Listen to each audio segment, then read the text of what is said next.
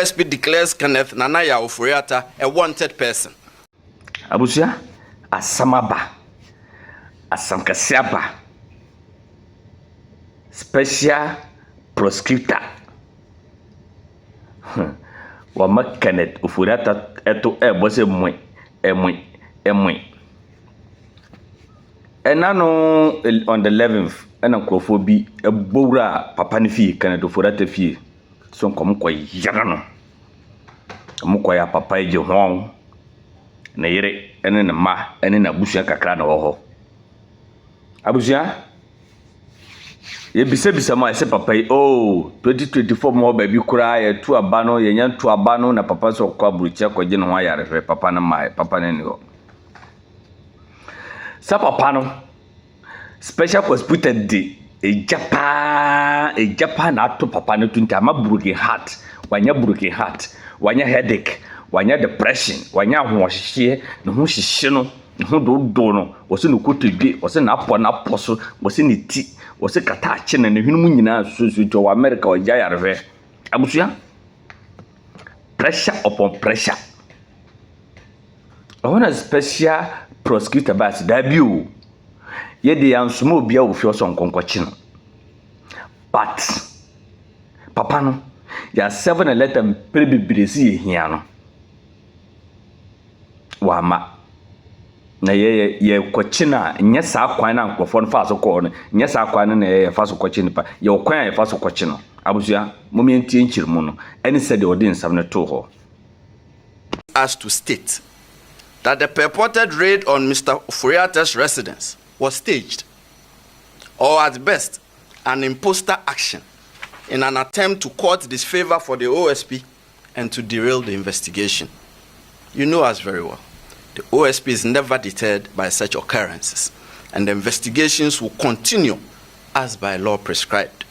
These occurrences and the OSP's intelligence, which will not be revealed at this time for fear of compromising the investigation, are very instructive as not to put premium on Mr. Ofori Atta's alleged imminent peril should he travel back to the jurisdiction. In any case, the purported medical letter transmitted through his lawyers to the OSP did not state so or demonstrate so.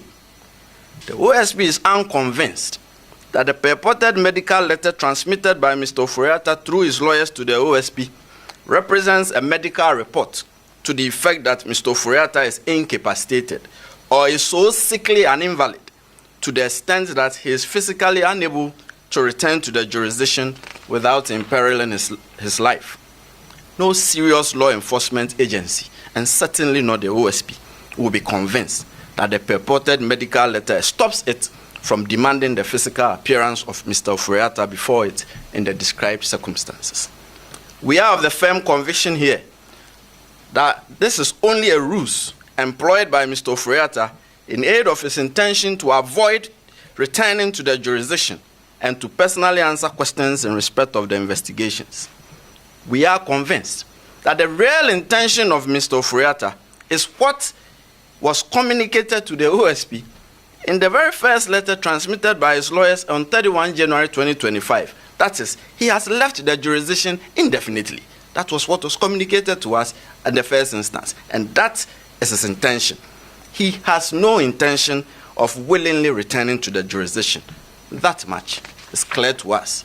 Consequently, Abusia, uwie ye no, ena obebiebie nkratam, ena okire se papa no mpokra ye wanted. Papa no ye wanted papa. Wo be hunu obebia wo hye nkajetia. Momponkum, Edwira, Amanten, wo hye Kumase, wo hye Kantamanto, wo hye no beach, wo hye no choba ase, ba bi obehye no bia no. Abusia for won sabo ne pechi. Fa na bra. Sese de papa ne wanted. Enti wo say SOP be for son ba bia wo bia no. Omo de naba amana ba gina emra no. Na special prosecutor abubo nyema mako be eduhu katahyehyɛ ne pro ne kankan ne dream a hye papa ne to a na nkomo frɛ no atoto na no a papa na nya depression wadwane no abusua wotie nsɛm na awerɛho wotumu sɛ nsɛm akɔ so wɔ Ghana. Yɛntie nsɛm a special prosecutor anaasɛ special prosecutor anaasɛ special kwabinata ɛbobɔɔ so ɛkyerɛ Ghanafoɔ no. Abusua awerɛho a sɛ fam tumu sɛ Ghana yɛsika kɔ baabi, yɛsika afa baabi papa yɛ paagye na deɛ paagye nso so wɔdwane. Yɛntie n'anum asɛm. The OSP declares Kenneth Nanaya Ofori Atta a wanted person.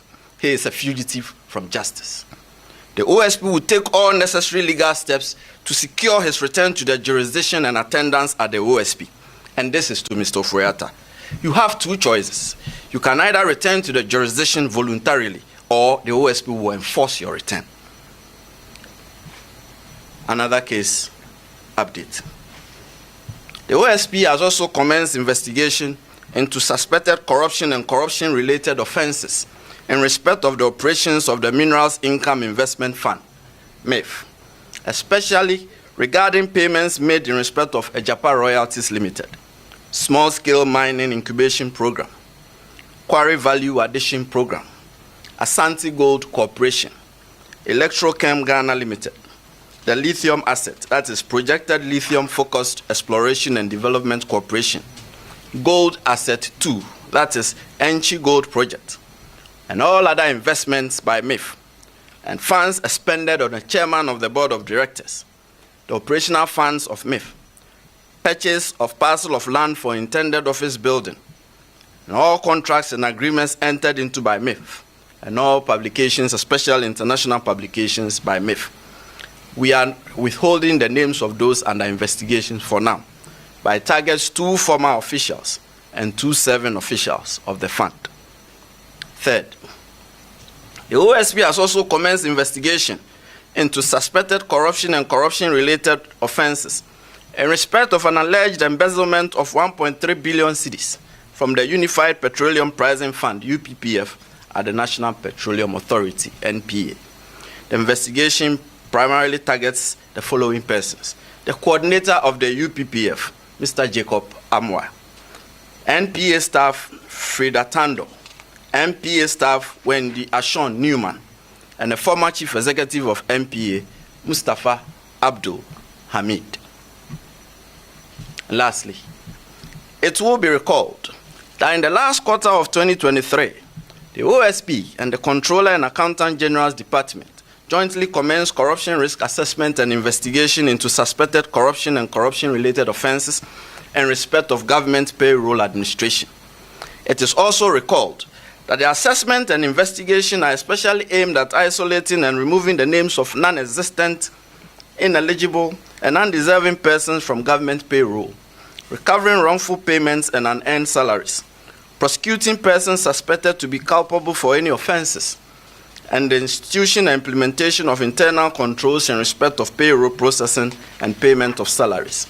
We further recall, as you do remember, that to facilitate the rollout of the investigation and assessment throughout the country, a pilot exercise was carried out in the northern region, covering educational institutions under Ghana Education Service and the Tamale Teaching Hospital, by a joint team comprising investigators, tracers, and assessors from the OSP and selected staff of the Payroll Processing Directorate of the Controller and Accountant General's Department between December 2023 and April 2024. Ladies and gentlemen of the media, I'm glad to announce to you that after thorough investigation, the OSP is now ready to commence the prosecution of persons suspected to have engaged in such conduct. So earlier today, I directed the Director of Prosecutions at the OSP to file criminal charges at the High Court in Tamale against the following 6 persons. 1. Yakubu Tahidu, a former teacher at Balogu MA Junior High School, Yendi, in the northern region. 2. Abdullahi Abubakari Sadiq, an integrated personnel payroll database coordinator of the Ghana Education Service in Yendi, northern region. 3. Sami Suk, a schools improvement support officer for the Yendi North Circuit, northern region. Mohammed Yusuf J., one-time headmaster of the Balogu MA Junior High School, Yendi, northern region.